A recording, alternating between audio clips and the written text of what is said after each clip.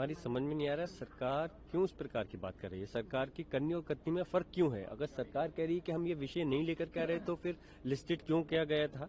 जब लिस्टेड किया गया है तो जाहिर सी बात हम तो यही समझेंगे वो पेपर जो लिस्टेड किया जा रहा है वो बाहर का पेपर नहीं, एक संसद का पेपर है, उसमें आप लिस्टेड कर रहे हो तो उस बिल लाने का आपका मकसद ही है।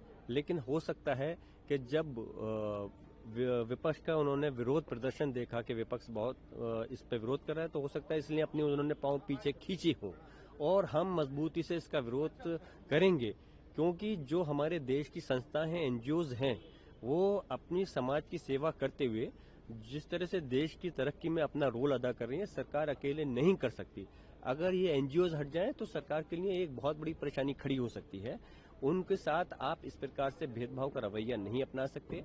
और जिस तरह से आप पाबंदी लगाने की बात कर रहे हो कि अगर उनका रिन्यूअल नहीं हो पाता, किसी चीज पर आप उनको कैंसिल कर देते हो तो उनकी प्रॉपर्टी वो आप कब्जा कर लोगे।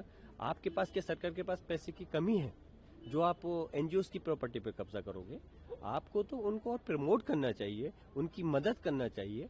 अगर आपको उनकी फंडिंग बाहर से मिल रही है तो क्यों आप उनके ऊपर डिमोरलाइज करने की बात कर रहे हो। और दूसरा मैं ये भी पूछना चाहता हूँ, जो प्रधानमंत्री राहत कोष प्राइम मिनिस्टर रिलीफ फंड के अंदर जो पैसा बाहर से आया है, क्या सरकार उसको भी पैसे को वापस करेगी। तो इसलिए ये चीज मुनासिब नहीं है। मैंने अपना नाम पार्टी की तरफ से बोलने के लिए इस बिल पे दिया है। अगर सदन में आता है तो मैं पुरजोर तरीके से इस बिल की मुखालफत करूंगा।